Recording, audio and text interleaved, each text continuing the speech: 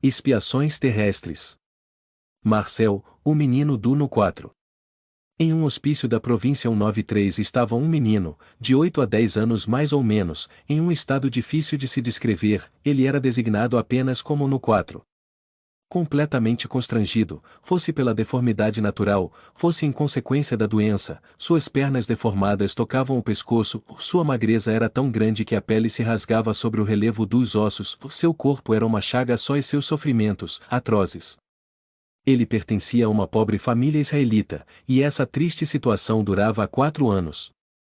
Sua inteligência era notável para sua idade, sua meiguice, sua paciência e sua resignação eram edificantes. O médico do setor em que o menino se encontrava, cheio de compaixão por esse pobre ser, de certa forma abandonado porque não parecia que seus parentes viessem vê-lo muitas vezes, interessou-se por ele, e gostava de conversar com o menino, seduzido por sua inteligência precoce.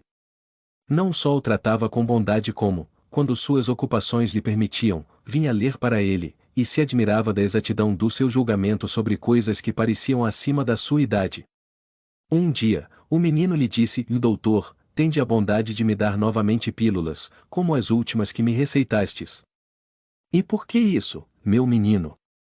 Disse o médico: Já te dei as suficientes, e receio que uma quantidade maior te faça mal. Se é que sofro de tal forma, respondeu o menino, que embora me esforce para não gritar, e peça a Deus que me dê forças para não me lamentar, a fim de não incomodar os outros doentes que estão ao meu lado, muitas vezes tenho muita dificuldade em me controlar, essas pílulas me adormecem e, pelo menos durante esse tempo, não perturbo ninguém. Essas palavras são suficientes para mostrar quanto era elevada a alma que aquele corpo disforme encerrava. Onde esse menino havia aurido semelhantes sentimentos? Não podia ser no meio onde fora educado e, além disso, na idade em que ele começou a sofrer, ainda não podia compreender nenhum raciocínio, portanto, eles lhe eram inatos, mas então, com tão nobres instintos, por que Deus o condenava a uma vida tão miserável e tão dolorosa, admitindo-se que Deus tivesse criado essa alma ao mesmo tempo que esse corpo, instrumento de tão cruéis sofrimentos? Ou é preciso negar a bondade de Deus, ou é preciso admitir uma causa anterior, isto é, a preexistência da alma e a pluralidade das existências. Esse menino morreu, e seus últimos pensamentos foram para Deus, e para o médico caridoso que tivera piedade dele.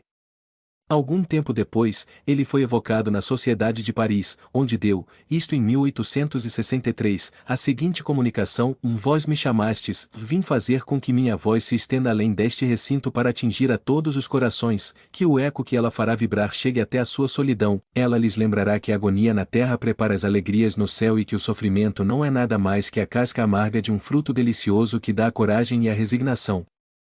Ela lhes dirá que sobre a cama tosca e pobre onde se alojou a miséria, estão os enviados de Deus, cuja missão é ensinar à humanidade que não existe dor que não se possa suportar com a ajuda do Todo-Poderoso e dos bons espíritos. Ela ainda lhes dirá para ouvir as lamentações misturando-se às preces, e compreender a sua harmonia piedosa, tão diferente dos tons culpados do lamento misturando-se às blasfêmias. Um dos vossos bons espíritos, grande apóstolo do Espiritismo, concordou em ceder-me este lugar esta noite. Também devo vos dizer, por minha vez, algumas palavras sobre o progresso da vossa doutrina. Ela deve ajudar, na sua missão, aqueles que encarnam entre vós para aprenderem a sofrer. O Espiritismo será o pilar indicador, eles terão o exemplo e a palavra, e então os lamentos serão transformados em gritos de alegria e em lágrimas de contentamento. P. Parece, de acordo com o que acabais de dizer, que vossos sofrimentos não eram a expiação de faltas anteriores. R. Eles não eram uma expiação direta, porém, ficais certos de que toda dor tem sua causa justa. Aquele que conhecestes tão miserável foi belo, importante, rico e lisonjeado, e eu tinha aduladores e cortesãos, fui fútil e orgulhoso.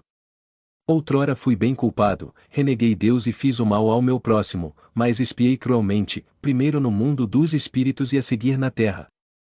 O que sofri durante alguns anos somente, nesta última e muito curta existência, eu padeci durante uma vida inteira até o fim da velhice.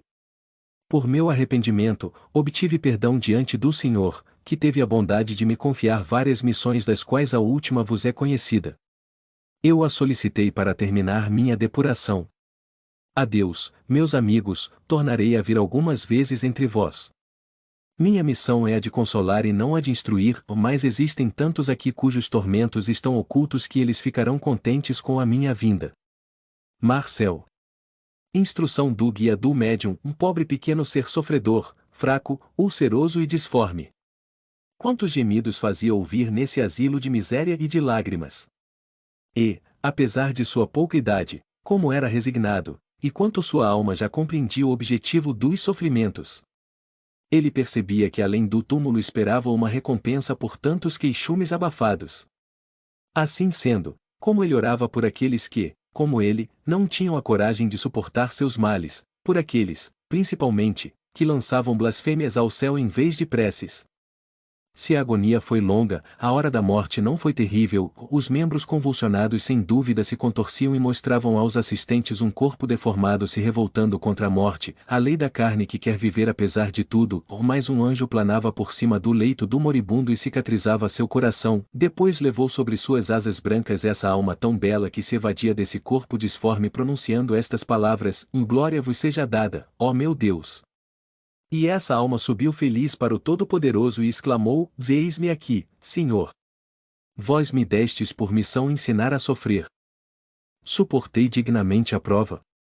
E agora o espírito do pobre menino retomou as suas proporções, ele plana no espaço, indo do fraco ao pequeno, e dizendo a todos, esperança e coragem. Liberto de toda a matéria e de toda a mácula, ele está perto de vós, e vos fala não mais com sua voz sofredora e queixosa, mas em tons vigorosos, ele vos diz, e aqueles que me viram, contemplaram o menino que não se queixava, nele colheram a calma para os seus males, e seus corações se reforçaram na benigna confiança em Deus, eis o objetivo da minha curta passagem pela terra. Santo Agostinho. Este audiolivro representa uma contribuição para aquelas pessoas que necessitam, como é o caso dos deficientes visuais, os deficientes auditivos, pessoas acamadas que se encontram em hospitais e clínicas, e como forma de acesso e divulgação da doutrina espírita, para que todos lembrem-se de valorizar e reconhecer o trabalho do autor adquirindo suas obras. Por favor, não esqueça de deixar o seu like, inscreva em nosso canal e compartilhe, para que possamos melhorar e seguir publicando. A caridade é o caminho para a evolução. Muito obrigada, que a paz do nosso Mestre Jesus esteja com todos vocês e seus familiares.